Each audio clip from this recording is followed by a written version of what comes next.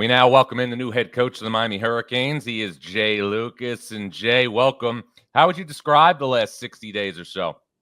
It's been good. It's been a whirlwind. It was kind of a different way to start a job and take a job, but all in all, it's been a great 60 days here in Coral Gables. Now, I'm curious. It's one thing when you're an assistant coach and you have to start with a new program. What is it like day to day for the first time going through things as a head coach? The biggest thing just was coming down and having, I don't want to call it like just a total reset of everything. So Yeah. having to hire new people, get a whole new team, just everything that goes into starting a program really in my vision. I want to put it that way because Coach L did a great job here the last 14 years and everything he's done with this program. So it's not like a rebuild. It's just kind of a reset in my own vision. Are you more prepared for this opportunity because your father was an NBA head coach? I don't know about that, but I do think growing up around the sport and growing up the son of a coach, it really has prepared me just for understanding the urgency and the time that goes into the job and having to, also balance that with my family, with myself and my mental health as well. But just all of it, I think being able to see it firsthand growing up has prepared me in that way. Now running a program and doing it is completely different. What was it like growing up with a father who was an NBA head coach? Yeah, it was a blessing because I got to experience a lot of stuff that most kids and especially in the sport didn't get to really be a part of. By being in the gym with people like Kobe Bryant and LeBron James, and then just being able to go on road trips and practices and just being around it 24/7. You have no choice but to kind of love it and understand it. So I think that was the one benefit of just being able to see kind of the inner workings of stuff really helped me. Now, your father was an NBA head coach. Your brother, John Lucas III, was an Oklahoma State hero when he made that shot in the 2004 NCAA tournament to send them Yeah. to the Final Four, also played in the NBA. What was it like being immersed in such a basketball family? It created a standard. I think the Sure. biggest thing for me was just trying to make sure I didn't mess up the standard and lived up to the standard. A great part about being the youngest of all of those is that, I kind of got to see things go right and things go wrong and be able to adjust when I had to go through those situations. But my brother's also a coach. He's coaching the NBA. He's coaching in WNBA right now. So also having someone else who is a high level coach has helped me as well. But just being able to see people who have done it at the highest level and kind of be able to follow their footsteps, but also create your own path along the way. When did you know personally that you wanted to coach? I've always known I wanted to coach. Now, I didn't know I was going to get into coaching so young. I Right. started my coaching career when I was 24. I was one of those guys who thought they were going to play till they were like 40, 42 or something. But for me, being able to adjust and pivot with something that you had kind of planned your whole life around Hmm. uh, was, I want to say, the best thing I did to really start my coaching career. Because a lot of people, a lot of times, and I have friends and former teammates who go through this and talk to them with it, is you just continue to chase that dream and then you just delay the rest of your life. So I saw the light at the end of the tunnel in my playing career being 5'10", 160. I felt like I got all I could out of it. And then, the next path for me was really to go into coaching. And then Rick Barnes gave me that opportunity at Texas. Now, I think the thing that's interesting about you and your coaching career is you've been around so many different people in Yeah. coaching and also playing. You spent time at Florida and Texas as a player. So you were around Rick Barnes, you were around Billy Donovan. You worked for Shaka Smart. You worked for Mhm. John Calipari. You worked for John Shire at Duke. I'm curious, what elements from those coaches do you want to incorporate now in your own program at Miami? It's a little bit of everybody. And that was kind of the benefit of doing it the way I wanted to do it in my coaching career. It was more so about just learn as much as I can from as many people as possible. It wasn't about staying somewhere for a long time. It was just about what was going to help me prepare me for this situation and this Mhm. opportunity because it's ultimately what I wanted. My playing career with Coach Barnes and Billy Donovan, Coach Barnes, just his discipline and his relentlessness to the details and making sure just the competition and playing hard with Coach Donovan, just his communication style and how he was able to communicate. And we were young on that team. We were bad, but we were young. It was after the 2 national championships. But the way he was able to communicate, then, with Coach Cal, just his ability to be blatantly honest with the players and just tell them the truth, no matter the feelings and what it meant, was big. And then for Shaka, just his understanding and teaching of culture and what it means, and establishing that in the program. And then from John, the biggest thing for him and what was most important to me taking that Duke job was that I wanted to be next to someone who was a first-time head coach and kind of see what that was like, and experiencing that with him, and just his attention to detail to everything was something that I really, really will take from him, just when taking over a program and also trying to make it your own. Just can't let anything fall through the cracks. You got to make sure everything is in your vision and how you want it to look and be. When did you first find out that this Miami thing was a real possibility? February, I guess. It was when I found out it was a real possibility. This was really one of the first job and the only job when I saw that it was opening that I really wanted to go after and get, because I felt that this has the opportunity and it will be somewhere special with the new era of college basketball and where it's going. So, in February, when I kind of tried to put the fillers out there and, attack the job, and then as I got into the interview process and how it came along, I started to feel like this is something that could be a possibility. So they start talking to you about the job, and then somewhere in the dialogue, when they're laying things out, they tell you that if you become the Miami head coach, we want someone to be here at the start of March because the roster had to be repaired. What was your reaction, especially considering the season that you were having at Duke, that was part of the criteria to be Miami's head coach? I mean, it was a gift and a curse. You know what I mean? This is an opportunity that doesn't come along a lot, especially for young assistant coaches. So it wasn't an opportunity I was going to pass down or turn away. But, also on the other hand, I built those relationships, and I knew that what was going on at Duke and the team we had this year, that they were able to continue on even with my little bit of stuff I did, with defense and just all that kind of stuff. I felt confident enough that they were going to be able to make a long run and it wasn't going to be too big of an adjustment. And I felt, talking to John, the timing of it, right at the end of the regular season, before the postseason play, before the conference tournament. So there was a little bit of gap. And just it was going to be adjustment because you're just taking somebody out of the, the situation. So it just kind of had to work out that way. It sucked because I wanted to be there with the guys. But in retrospect, it was something that was necessary and I wouldn't do it any different. What was it like going face to face with those Duke players who you helped recruit, you coached day in, day out, telling them then at the start of March that you weren't going to be with them for the most magical part of the journey? Yeah, it was 2 different conversations because when it first kind of happened and I took the job, my plan was to stay the whole time and be with them for the rest of the season. So it never was a thing. And then I would say probably about a week before the end of the season, we had kind of talked and figured it was best that it was going to need to go a different way, both to get the program started here because it's the first year that teams didn't go to the ACC tournament. So, Miami season was over March 8th, I believe. And it would have just been 6 more weeks of me being away and not being able to start the program and build a team. So it just needed to adjust. And so then the second conversation was a little bit different and a little bit tougher than the first one. But, it was hard. It was hard. It was emotional both ways. And, I still talk to everybody throughout the tournament and still talk to them today. So, it's just something that was tough in the moment, but everybody kind of moved on and got over it. Now, I know when you took the Miami job and you've got so many things going on, you're drinking from a fire hose. What was it like, though, watching Duke during the NCAA tournament and not being with the team? It's funny because I didn't watch any games until the Houston game. And I only watched the Houston game because I was home and my son wanted to watch the game. So I watched the game with him. But I didn't really watch any of the games. One, because that's just kind of how I am. I don't want to have like this FOMO thing of like Yeah. fear of Yeah. missing out. So I just kind of let it play out, and I will follow and look at it on my phone, like follow the score.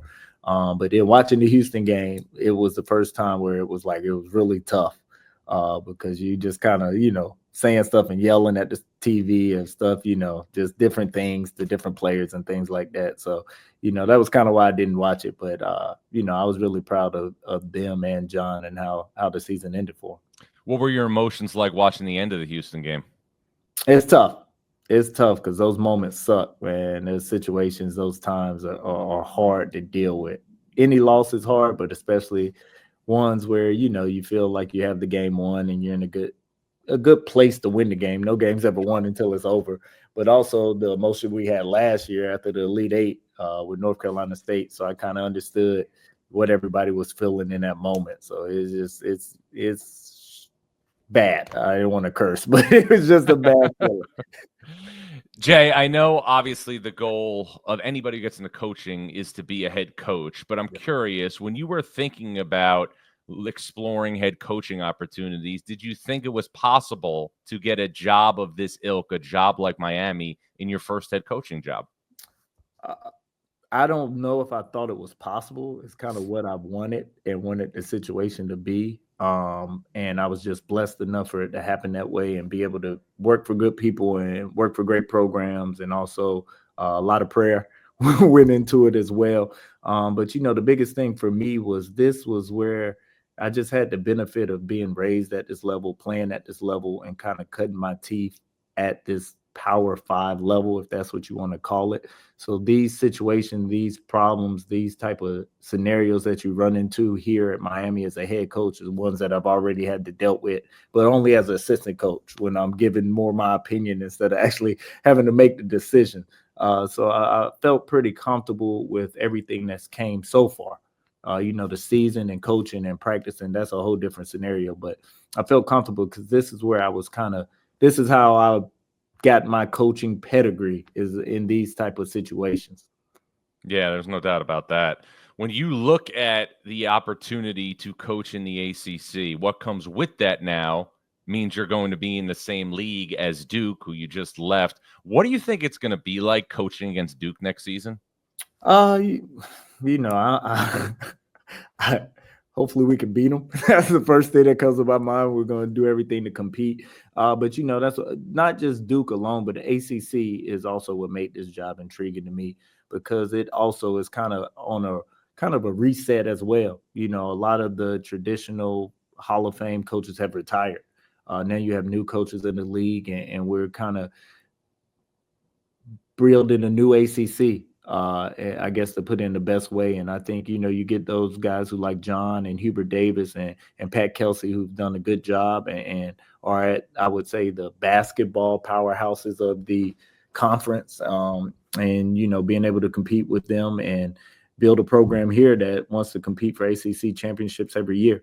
So that's my goal, and finding out what I need to do to be at that level is part of my job now. Jay, what's your thoughts on the roster that you've put together thus far? Oh, I feel great about my roster. Mhm. The one thing I wanted and the one thing I'm most comfortable with as a coach is on the defensive side of the ball. Mhm. That's what I've been able to coach. That's what I've been able to do. So I wanted to really, especially with my first team, have at least a team I felt that could really do that. And I feel like we really targeted a lot of people that kind of fit that. I want to be tough. I want to be able to rebound. I want to have size. I want to be able to win the game within the game, as I like to call it. The little details, the loose balls, the extra possessions, getting fouled, things like that. And I think I built a team that kind of will be able to exploit a lot of those. Now, we got to figure out, once I get everybody here on campus offensively, how we'll look, how we want to play. But I know from a defensive side of the ball, I feel really good about it. And we have a good mix of, youth and age and international, so we covered a lot of bases with this first class, and also having some people who can kind of grow with the program was important to me as well. Well, I think one thing too that you have to feel good about is, your backcourt, Trey Donaldson, True Washington, Those guys were on teams last year that won games in the NCAA tournament. How reassuring is that as a former guard yourself? It's very reassuring.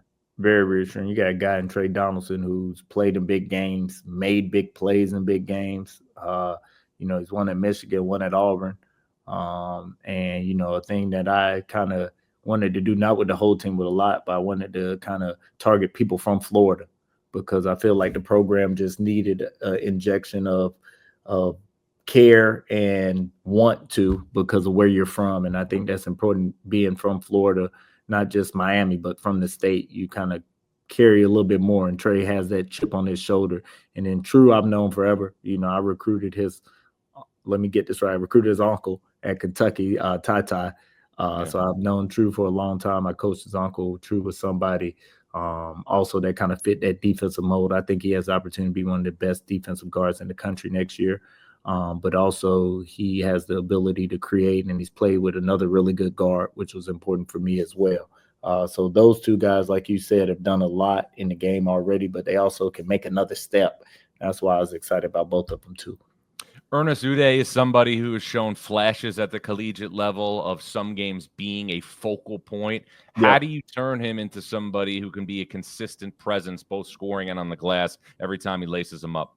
The one thing I told him, he's got to get in incredible shape and be able to play hard for multiple segments. And the one way I think he'll have a big impact is rebounding and offensive rebounding. I think that's going to be his force. Defensively, if you look at his numbers and his matrix, he's one of the best defensive bigs in the country.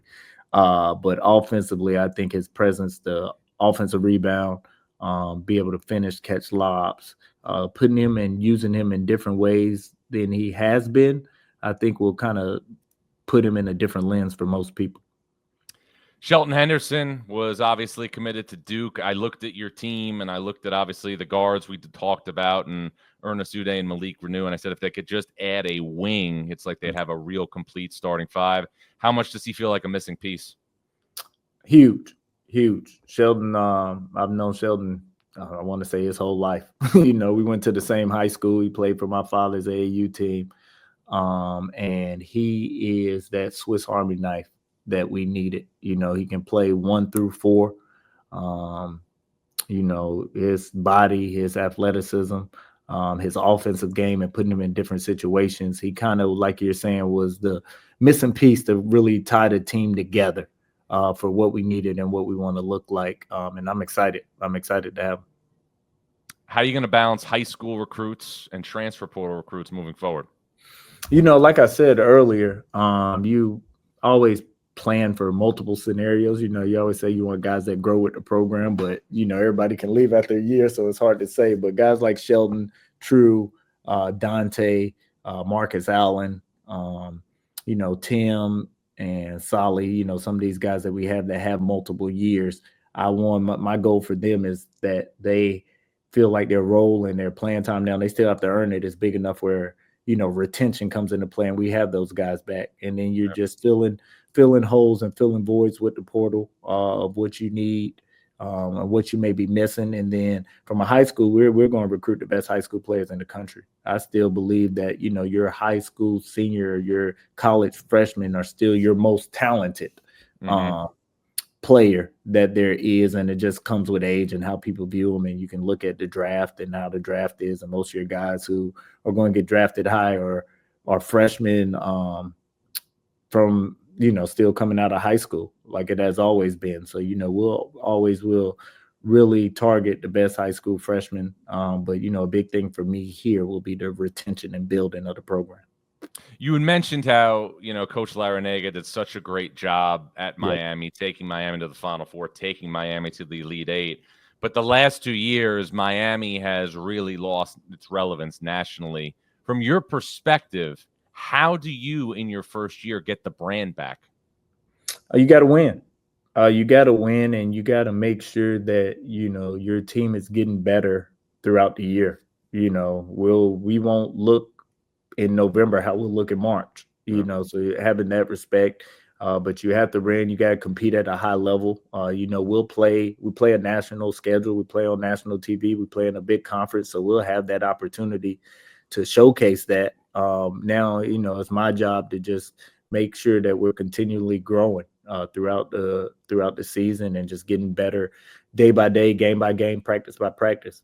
And so by doing that, winning some of these big games, we'll do that. And then once we feel like we got the program in a good place and trajectorying in the right way, we will, play some, big time games. We're going to play some big time games this year. I can't talk about them yet because they're not finalized, but we'll have some big games on the schedule moving forward. We will as well. Well, let's try to poke right now and see what you can talk about. I know you're in the ESPN events deal with BYU, Dayton, and Georgetown in Orlando. I know you're going to play a game in the ACC SEC Challenge. Is there anything else that you can share of significance on your non-conference schedule? We will have a big neutral in-state rivalry renewed. And I kind of put it that way.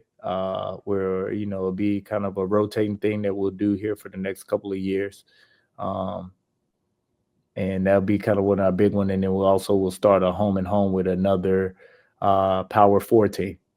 Okay, so those will kind of be the two extras that we'll have this year. All right, so you're leaving us some crumbs. We always appreciate some crumbs. From your perspective, because this has been obviously a major talking point in college basketball. Duke was obviously one of the best teams in the country last year. Louisville was one of the most improved teams in the country. They should be really good again. But how does the ACC become again what the ACC was and what, we all grew up with years ago as one of the premier basketball conferences in the sport? Absolutely.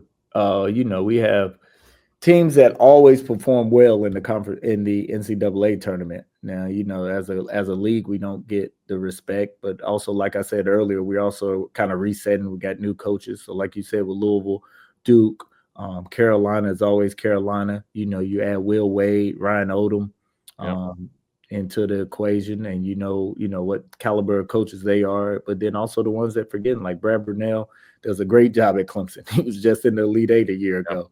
You know what I mean? Steve Forbes has had some bad luck just with, selection day and stuff like that, but he's a really good coach. SMU made a great big jump this year. They won 24 games. So, Coach Enfield down there is going to do a really good job. And then, the rest of the league got better through the portal, I believe, this year as well, just kind of seeing what people were doing. So I do think it'll be a big jump in the league. Now it's our responsibility to kind of go out here and win some of these non-conference games as well. But I just think there has been this national narrative that doesn't truly fit us, but I understand why people use it and have it. But I also think if you look closer at it, you'll see it's a really good league with really good coaches. Final thing, Jay, I know you've put together a really, really quality roster. I know you've got veteran experience in the backcourt and up front. For you personally, what are your biggest year one goals at Miami? Like I said earlier, just the continuous growth of the program. Also making this place a home court environment where people want to come to the games every night. So building that, expanding the brand of the U and basketball, and then giving ourselves every opportunity to play in the NCAA tournament this year. And in doing that, that will be probably the biggest thing, the biggest goal. And if we are one of those teams that mean you're close enough to competing for ACC championship, it puts you in that conversation, at least in the top 5.